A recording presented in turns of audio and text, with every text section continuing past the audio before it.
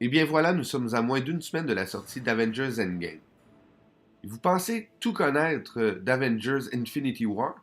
Eh bien peut-être pas. Voici donc une liste de 10 choses que vous ne saviez pas sur Avengers Infinity War.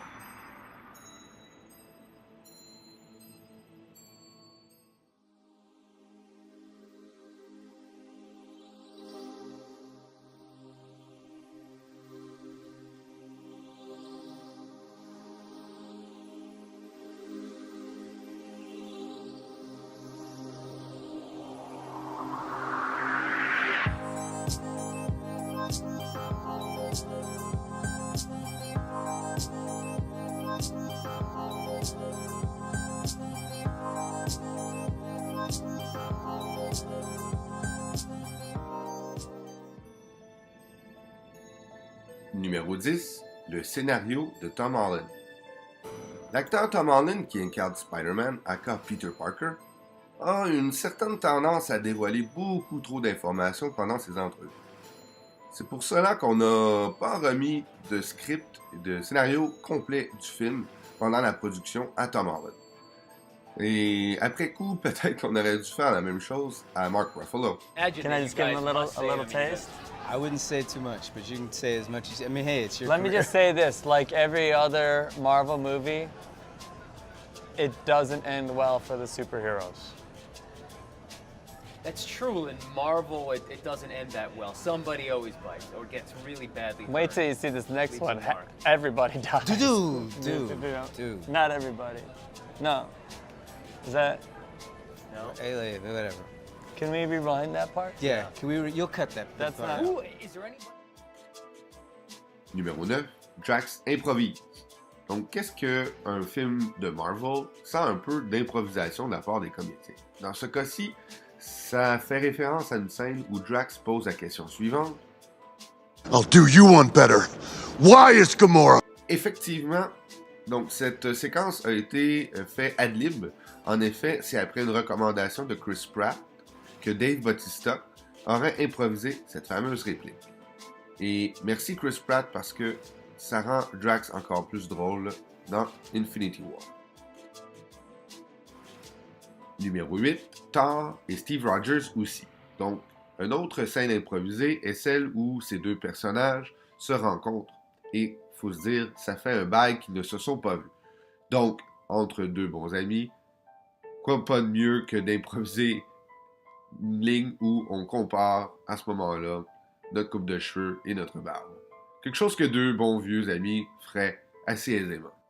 Numéro 7, un budget titanesque. En effet, le budget pour Avengers Infinity War était le deuxième plus haut total pour un budget pour un film de l'univers cinématographique Marvel. Celui-ci s'établissait à 321 millions et n'était dépassé que par Age of Ultron qui était lui situé autour de 350 à 360 millions. Maintenant, depuis la production d'Endgame, ce chiffre a été évidemment dépassé.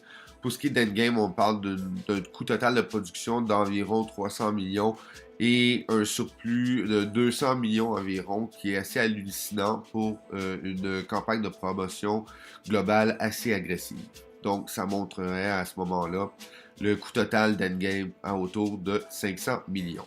Numéro 6, production successive. Donc, la production d'Avengers Infinity War a débuté seulement 2 semaines après la fin de la production de Black Panther. Bien que ça n'a pas laissé beaucoup de repos à certains comédiens et comédiennes, ça a été un avantage, puisque côté production, on avait encore beaucoup d'éléments de costumes et de sets et d'effets spéciaux qui étaient tout récemment produits. Et au niveau des comédiens et des différents acteurs, eh bien, on n'avait pas besoin de tout refaire au niveau de l'allure physique de ceux-ci, aussi au niveau du travail pour retourner dans le personnage. C'était beaucoup plus simple pour tout le monde. Donc, sur ce point, ce fut un avantage. Numéro 5, des recettes monstrueuses.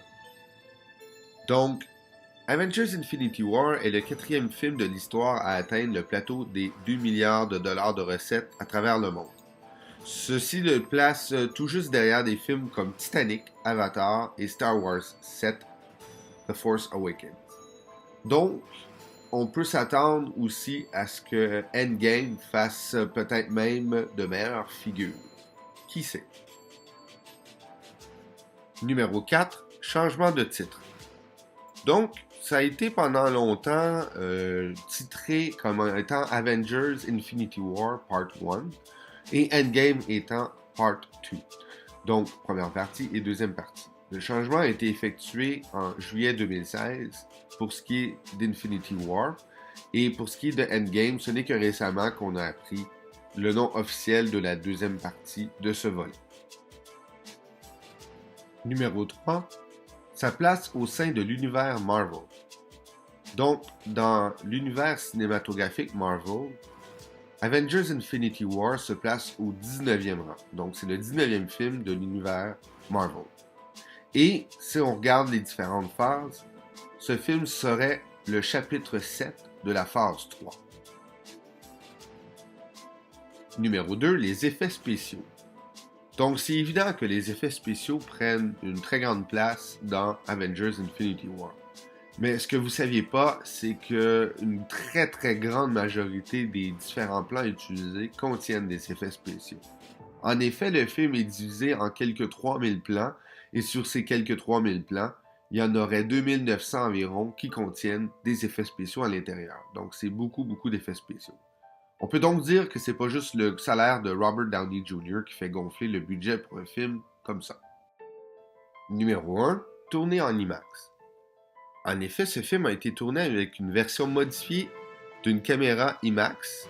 Donc, c'est une caméra évidemment développée entièrement pour les documentaires. Et la caméra, précisément, c'est la Arri Alexa 65. Donc, cette caméra spécialement développée pour les documentaires n'avait jamais été utilisée pour tourner un film non documentaire en entier.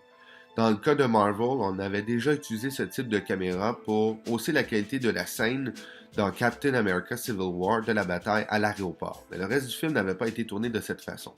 Tandis que Avengers Infinity War a été tourné dans ce format. Et d'après moi, ça explique en grande partie sa très grande qualité visuelle.